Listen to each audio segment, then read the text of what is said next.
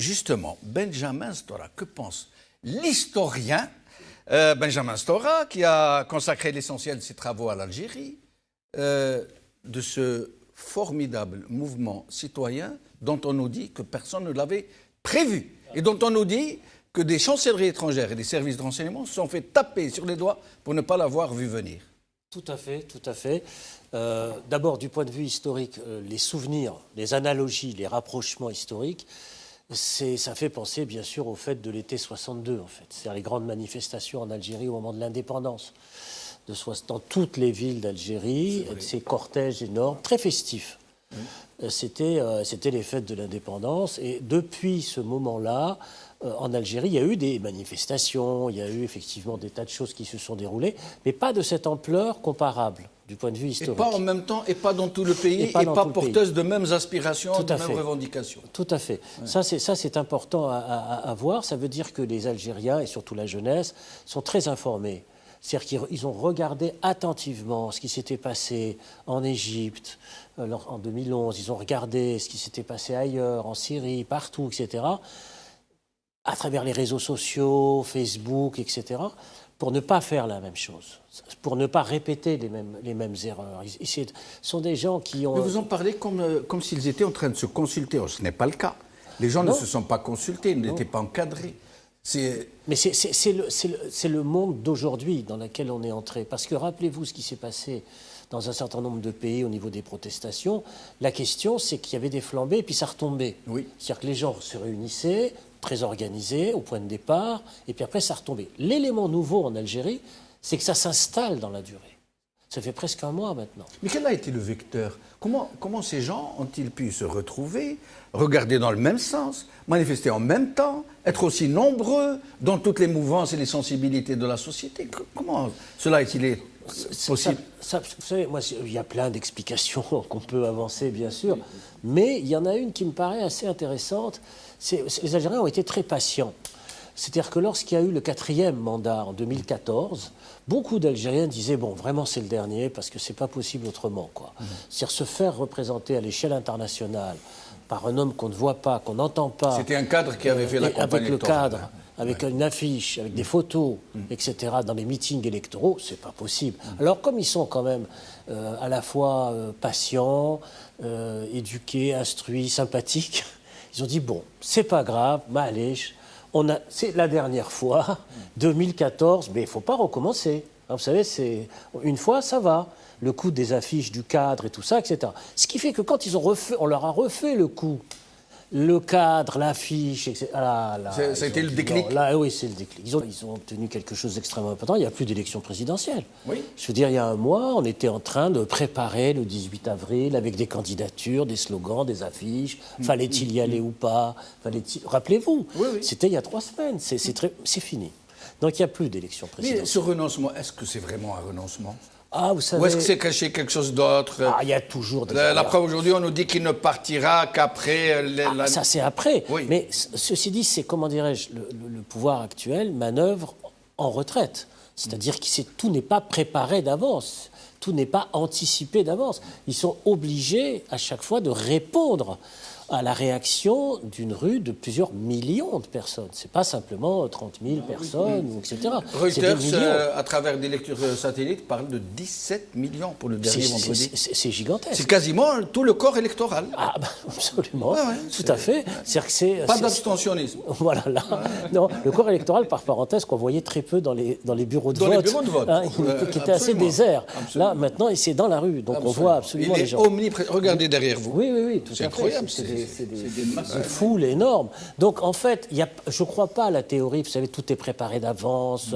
Vous pensez qu'il y a personne... Parce qu'il y a des voix aujourd'hui qui disent, parmi les partis du régime, qui disent non, ce n'est pas possible, il y a des mains derrière, de l'argent. On peut toujours dire qu'il y a des complots, des mains, etc. Admettons. Mais vous savez, pour faire rentrer ensuite à la maison 10 millions de personnes, 15 millions, il faut se lever de bonne heure. Parce que, admettons que le pouvoir, vous savez, c'est la fameuse théorie du pouvoir qui a mis dans la rue les gens. Mais après, pour les comment l'identifier, une fois qu'il est sorti, allez-y, faites-les rentrer après. C'est ça le problème. Comment expliquez-vous que, pour cette fois, depuis 62, on n'a pas vu ça.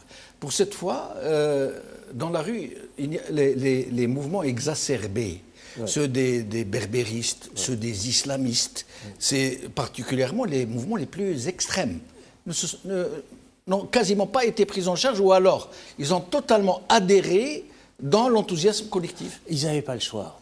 Ils ont été comme le pouvoir, ils n'avaient pas le choix, ils étaient obligés de suivre. Lorsque vous avez une marée humaine, vous ne pouvez pas être dans des calculs politiques, vous êtes obligé de suivre. Après, ils vont essayer, bien sûr. De surfer sur la vague, comme on dit. Bien sûr, après, bien sûr, ils peuvent très bien rebondir, ils peuvent très bien réajuster leur position politique, idéologique ou autre. Mais dans l'immédiate, ils sont quelque part, je parle de l'opposition, comme le pouvoir. C'est-à-dire que leurs canaux traditionnels d'information, eh ben, on s'aperçoit qu'ils étaient quand même très fragiles, c'était très faible. Vous parliez tout à l'heure des services de renseignement, du pouvoir, etc. Mais regardez ce qui s'est passé. Qu'est-ce qui renseignait le pouvoir? C'était le FLN, c'était le RND, c'était l'UGTA. Les relais, ce sont des relais classiques. sociaux, ouais. On peut en dire ce qu'on veut, mais ça existait quand même. Et là, on s'aperçoit que tous ces fameux relais qui existaient, qui donnaient les informations, qui faisaient remonter les informations, etc., ne fonctionnaient plus. Et ils sont en train de rallier massivement le mouvement. Bah, le FLN, le RND. D'ailleurs, Oui. c'est le thème de la deuxième partie de l'émission quand on ouvrira le standard.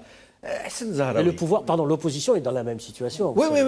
Les canaux d'information de l'opposition étaient aussi très très faibles, parce que sinon ils ne se seraient pas posé la question de savoir s'il fallait y aller ou pas. Parce qu'ils se sont réunis pour dire est-ce qu'on y va, est-ce qu'on n'y va pas, est-ce qu'on fait un candidat unique, est-ce qu'on ne fait pas de candidat unique. S'ils discutaient de tout ça, c'est qu'ils n'ont pas vu venir la vague, le tsunami.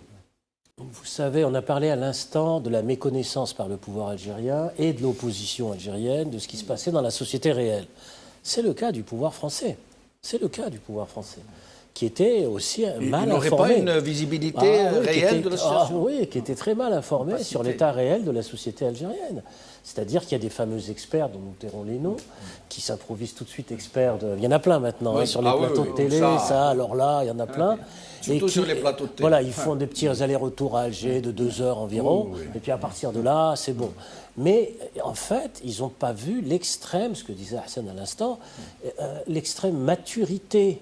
Moi, quand j'y suis allé souvent en Algérie ces dernières années, j'ai fait beaucoup de conférences sur l'histoire, le 8 mai 45, etc. Moi, ce qui m'avait frappé, c'était le silence, l'attention des étudiants algériens, surtout des filles, très nombreuses, que ce soit à Constantine, à Sétif, à Guelma, je ne vais pas citer Saïda, enfin je suis allé un peu partout ça, en Algérie, et à chaque fois des amphithéâtres pleins, des gens avides de culture, d'information, d'écrire des récits historiques. Il faut dire que vous avez aussi une très bonne presse en Algérie. Non, mais c'était vraiment une jeunesse qui veut connaître son histoire, qui veut plus qu'on lui raconte des histoires, précisément. Ça, c'est très important. La vente des ouvrages en Algérie est très importante. La vente de la presse est toujours importante, contrairement à ce qu'on croit. C'est une population qui est très, très à l'affût de tout ça. Et donc, qui ne supporte pas, effectivement, l'image qu'on lui renvoie. L'image qu'on renvoie de gens violents, qui n'ont pas d'histoire, etc. Ils sont fatigués de ça. Ils sont fatigués de ça. Et en France, malheureusement, la seule image qu'on envoyait de l'Algérie, c'était quoi? Soit le terrorisme, le chaos, soit les haragas. Oui. Voilà. À chaque fois que moi je parlais de l'Algérie sur une chaîne française ou je ne sais pas quoi, si vous avez regardé les dernières interventions, à chaque fois on me disait attention à la subversion migratoire. Ça va déferler. Ou alors, quand je disais, attendez, regardez les chiffres, c'est pas vrai, etc. Mais justement, on me disait, attention au chaos. Et pourquoi l'État français n'a-t-il pas tenu compte, justement, dans sa raison d'État globale, du risque de tsunami migratoire si ça allait mal là-bas? C'est ça qui est étonnant. À la limite, qu'on ait une raison d'État, ça se comprend. Chaque pays cherche son... Mais à la limite, raison d'État pour raison d'État, le tsunami migratoire, la menace d'un déferlement est bien réelle, surtout entre la France et l'Algérie. Donc pourquoi n'ont-ils pas tenu compte ça a baissé. Vous savez, ce qui est extraordinaire, Hassan parlait tout à l'heure de facteurs anciens. Parmi les facteurs anciens que moi j'avais observés, c'était la baisse du nombre de visas de l'Algérie vers la France. Et oui, ça avait commencé à baisser déjà les années précédentes. C'est-à-dire que les Algériens s'intéressaient beaucoup plus à l'histoire, enfin, à leur pays, qu'à partir déjà. J'avais signalé aussi que pendant cette abominable séquence historique des années 91-2001, il y avait eu autant, si ce n'est moins, de départs d'Algériens, par exemple, que de Marocains ou de Tunisiens en proportion. Il faut le savoir, ça. Or, c'était épouvantable. Les massacres, les guerres, oui, etc. Ouais, c'est vrai. Enfin, les déplacements de population, j'en passe et des meilleurs. Eh ben non. Eh ben non. Donc ça veut dire qu'il y a un attachement à ce pays, qu'on voit d'ailleurs dans les manifestations d'aujourd'hui, qui est extraordinaire. C'est-à-dire qu'il y a une volonté de faire nation, en fait, fondamentalement. Faire nation. Et vous Pas pensez... simplement faire peuple, mais faire nation à travers le drapeau. Vous pensez que... Et c'est ça qu'ils ont sous-estimé, les Français. C'est la question du nationalisme. Mais justement, vous pensez qu'un tel mouvement, d'une telle ampleur, aussi bien organisé, aussi civique, aussi enthousiaste, pourrait demain influer sur l'état d'esprit de l'État français, l'inciter à de meilleures visions? C'est difficile, j'en ai parlé l'autre soir dans une rencontre officielle. Malgré le fait que vous avez des millions de gens qui défilent dans la rue en Algérie depuis un mois maintenant, les appels de solidarité des intellectuels français avec les Algériens sont très faibles. Il n'y en a pratiquement pas. Il y a toute une fabrication d'images et de stéréotypes sur l'Algérie, malheureusement, qui est quand même très forte. Hein, je veux dire, entre le chaos, le je ne sais pas quoi, etc. Et donc, il y a tout un travail, toute une éducation, mais heureusement que l'histoire s'est accélérée, parce que tout d'un coup, je veux dire que le paysage s'ouvre, etc. Alors, les relations algéro-françaises, c'est des relations marquées par le poids de l'histoire coloniale, par le poids des méfiances, bien sûr. Ça, c'est normal. C'est des deux côtés. Hein, je veux dire, c'est pas important. Il y a eu des gestes qui ont été faits, etc.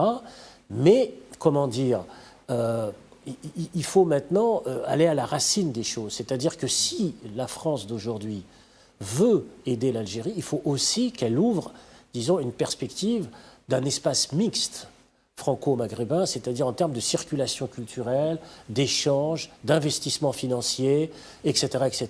La France, c'est pas simplement les pays de l'Est, c'est pas simplement l'Europe, mais c'est la Méditerranée. Alors, avant-dernière question, avant de vous libérer. Avant-dernière question, parce que j'en ai une petite pour vous avant de vous laisser partir. Pourquoi, sur tous les plateaux de télévision quasiment, y compris dans les conférences où des politiciens sont présents, continue-t-on d'agiter l'épouvantail islamiste qui se profilerait comme ça derrière cette magnifique jeunesse? Ça renvoie, vous savez, c'est très profond, ça renvoie au débat sur l'islam en France. C'est-à-dire qu'à chaque fois qu'on veut, comment dirais-je, expliquer que l'intégration n'est pas possible, alors qu'elle est déjà réalisée pour des millions de gens de confession et de culture musulmane, c'est déjà le cas, c'est fini, terminé. Mais à chaque fois, on ressort la question religieuse de manière où on l'essentialise, en fait, fondamentalement. C'est-à-dire qu'il y a une essentialisation de la question religieuse qui permet, disons, de faire en sorte que les choses sont irréconciliables. C'est-à-dire que ce n'est pas possible. On ne peut pas avancer ensemble, on ne peut pas faire ensemble, aussi pour la France, là je parle, une nation ensemble.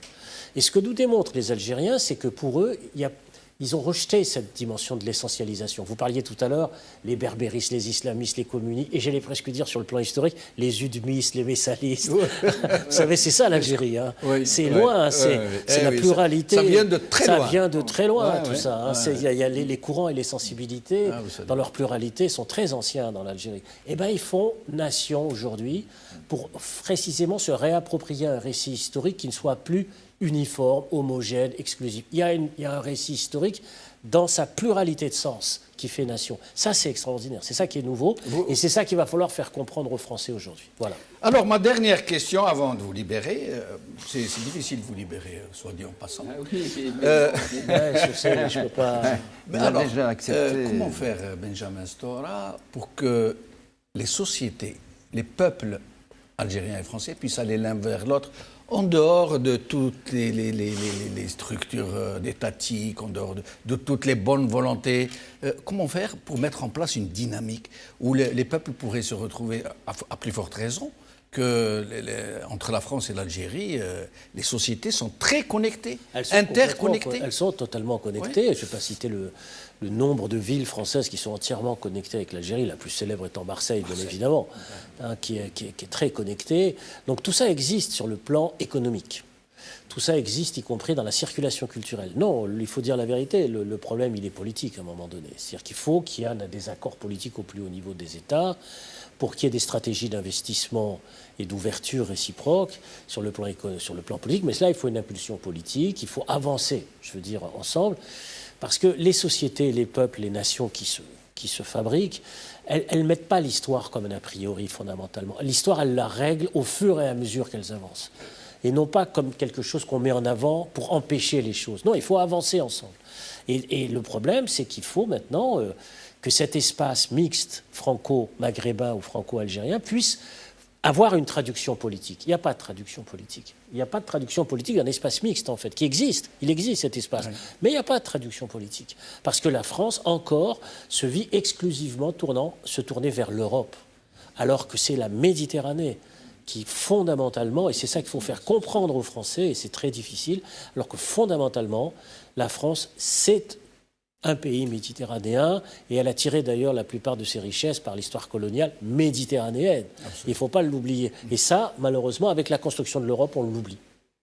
Benjamin Stora, merci beaucoup. Au plaisir de vous revoir.